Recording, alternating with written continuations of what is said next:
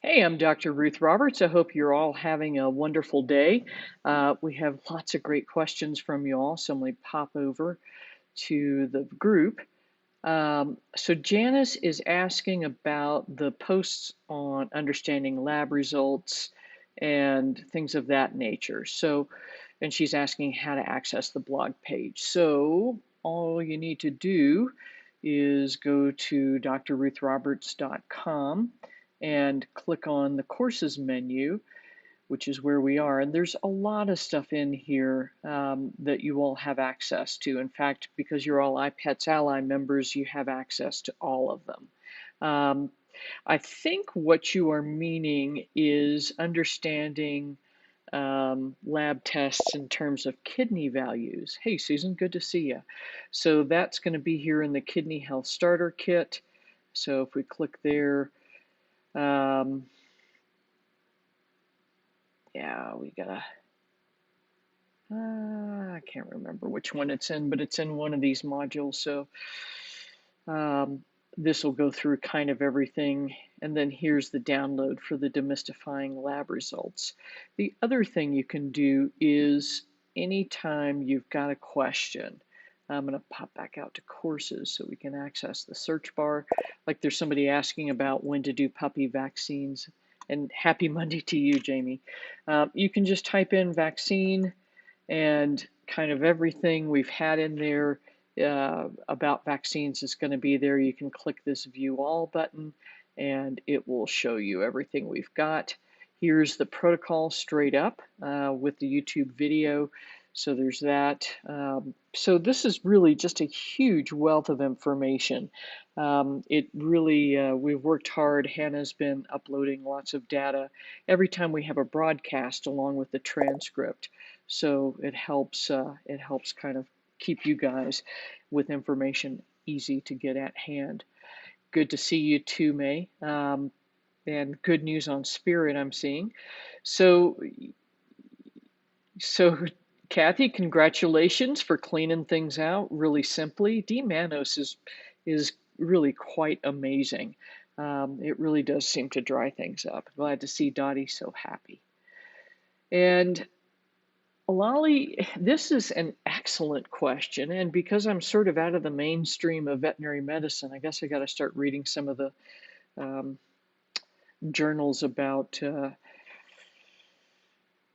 products coming out. So, Superlorin is this product, and this is a New Zealand page, but it's got a great um, video on how this thing works. This is fascinating. So essentially what it is an injection of desralorin, and this has been used for maintaining, kind of helping to modulate breeding in horses so that they're most likely to conceive when they um, get a artificial insemination.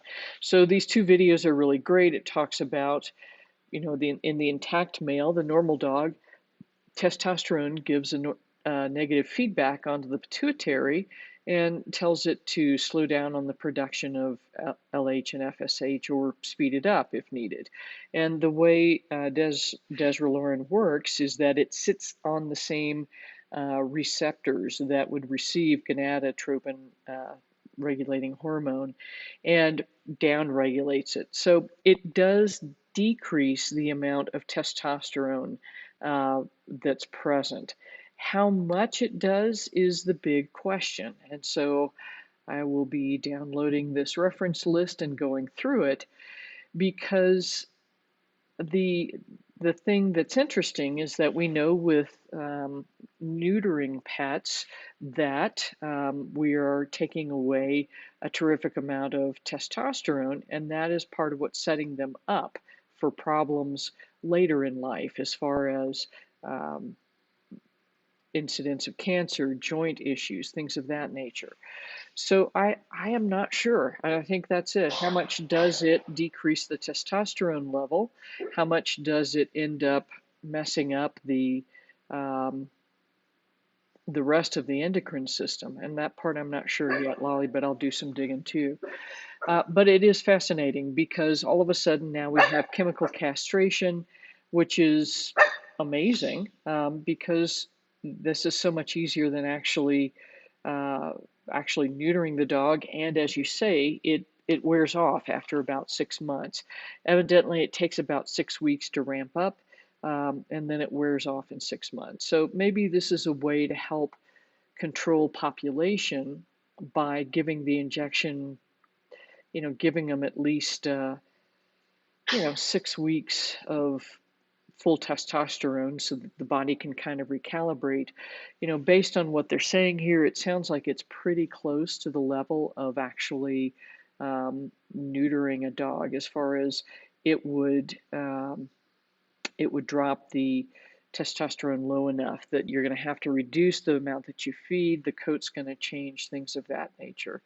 So it's a very interesting thing, but the adverse side effects that they're reporting are very much about the short term, as far as swelling, inflammation, and then reducing the size of the testicles, which means there's not enough testosterone to keep them feeding, and then having to reduce the diet and activity level and increase your activity level, because this is not an entire dog. So I don't know. This is quite interesting. So thanks for pointing that out, Lolly. I'll do a little more research and then get something up about what else we could think about it. So cool stuff. And then Kay is asking about puppies and vaccines and that sort of stuff. And Lolly, again, great information about the breed-specific clubs, because you're right, they do tend to be fanatics about the breed, things of that nature. Now, having said that, if we pop back over to the website, which I didn't do, so here is this. So here's the vaccine and heartworm detox protocol. The other thing that's probably more helpful is this one about pet vaccines. What do they need? All of that good stuff. And the thing is that most breeders will try to start at like 6 to 8 weeks. You're correct. There is some evidence that parvo by itself is warranted that young, but the vast majority of them really don't really need to be given until about 12 weeks of age. The distemper parvo fraction, or this distemper fraction of the parvo, tends to actually be immunosuppressive. And so for that reason, we try to wait until 12 weeks. If we booster again at 16 weeks, they really should be good to go for a full year. At that point, you can start looking at things like titers. But frankly, in my experience, I would suggest boostering again at that 1 year mark after the second vaccination. Separate, obviously, the distemper parvo and the rabies. The rabies I would do actually as a puppy, so 12 weeks for distemper parvo, 16 weeks, and then something like either 14 weeks for rabies or 18 weeks, so that you've got them spaced apart, and then use the Thuja at 1 drop per 10 pounds of body weight twice a day for 5 days after each vaccine. So again, here is Lolly's super helpful information. And again, this question of neutering, do we neuter chemically?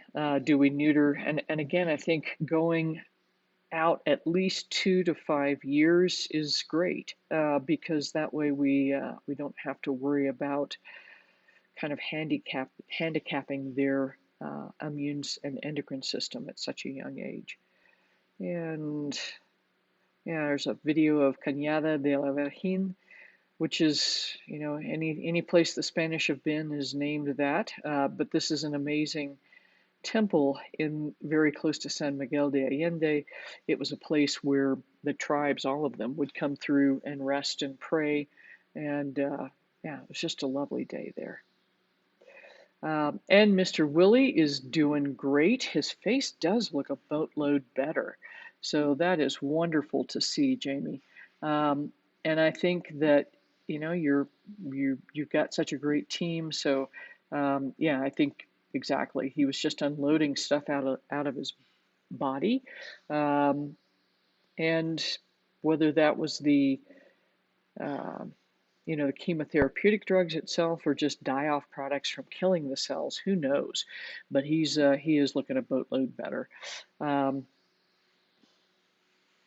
yeah, expelling heat. It just came through his skin instead of everything else. Makes sense to add in the thyroid support.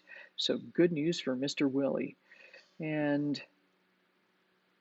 Mr. Bear, what did you get into, son? I hope that things are going well, Bettina. So keep us posted on how he does. Um, I think Murphy was your problem child as far as eating stuff. And let's see, and May's good news is that things are improving. And yes, it's pretty normal to have an up and down. Now, here's the other thing I want you to think about. If yesterday's bowel movement was really nice, but today's was normal and then the rest of it soggy, then what you want to start thinking about is what did he eat yesterday? And is there something in there that's a problem? So this is where kind of having a food and poop journal may be helpful. So, if you write down your three, um, write down whatever it is he ate yesterday and then the next day and so on and so forth, see if you can see a trend. And one of two things um, is going to happen. One is that if there is something in one of the batches of food that's a problem, you're going to see this happen consistently. And so it's going to cue you in to look at the day before batch, and possibly even 2 days before. So sort of so you could switch things up, and then if you need to, you can change up some of that batch of food to help support his gut a little bit better. So I'd keep rolling, see if it's a consistent issue, because it does take a while. He's been having problems for a while, so it simply may be a back and forth of getting better. And Janice is cooking for Rosie. Um, for Rosie, I would not use Primal because this is going to be super high in protein. Dr. Harvey's, same thing with Answers there too, because they take more of a fermented raw approach. Dr. Harvey's, I've had people say that they really enjoy it, but again, you do still have to cook the meat and then um, add in the Dr. Harvey's, let it absorb water, all that good stuff.